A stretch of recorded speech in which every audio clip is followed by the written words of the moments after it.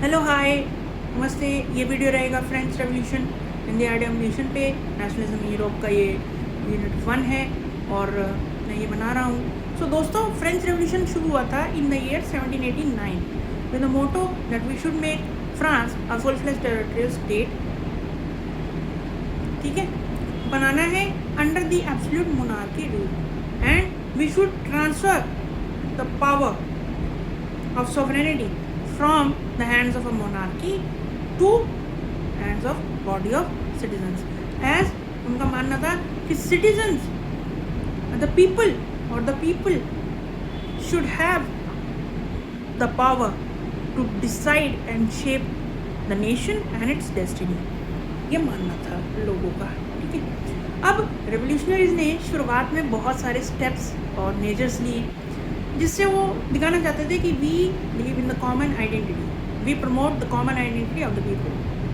ठीक है, तो पहला था the idea of le patrie which is the fatherland and the le city on which is the citizen, which emphasis, जिसका मानना था कि united community should enjoy equal rights all within the territory of France. ठीक है, उसके बाद क्या किया, एक कॉमन फ्लैग बनाया, एक कॉन्स्टिट्यूशन लाए। ठीक है, उसके बाद क्या किया कि जो हमारी स्टेट्स जनरल थी उसको रीइलेक्ट किया और बना दी नेशनल असेंबली। नेशनल असेंबली बनने के बाद क्या हुआ, न्यू हाइंड्स बनी, न्यू ओथ्स ली गई। जितने भी वो मैटर्स थे उनको रिस्पेक्ट दी गई। ठीक है, और रिस्पेक्ट देने के बाद कहा गया कि रीजनल डायलेक्टिक्स को कम करो, डिस्करेज किया पूरी तरीके से। एक सेंट्रलाइज एडमिनिस्ट्रेटिव सिस्टम लाया गया जिसके तहत कहा गया कि यूनिफॉर्म लॉज बनेंगे ऑल ओवर द टेरिटरी। ठीक है, फिर कहा गया एक uniform system of weights and measures लाओ।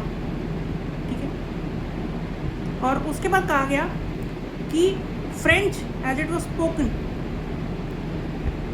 in Paris, so it became the common language for speaking and as well as writing। लिखने और पढ़ने की लैंग्वेज को कॉमन कर दिया गया, फ्रेंच बना दी गई लैंग्वेज, तो फ्रेंच लैंग्वेज प्रमोट हो गई। और क्या हुआ, और बाद में हुआ, ये सब होने के बाद हुआ कि अब ये हो गया तो द पावर, अब वो कहती है the French army said that this is the mission of our French army to liberate the people of the other parts of Europe। ठीक है, from despotism से कहाँ तक, to making them, to help them to make them nations like us, like us, जैसे हमने किया वो भी करें। ठीक है, और when the news of the events जब वो spread हुई to the different parts of other parts of Europe, तो क्या हुआ, soon the educated middle class businessmen and college students started forming their Jacobin clubs बनाने लगे। Jacobin club में क्या हुआ, it paved the way for the French armies to get into Holland, Switzerland, Belgium and much of the Italy in 1790। and lastly ये हुआ कि जो अपना फ्रेंच आर्मीज अपनी नेशनलिज्म के आइडिया को ले जाना चाहते थे वो ऑल ओवर अब्रॉड ले गए।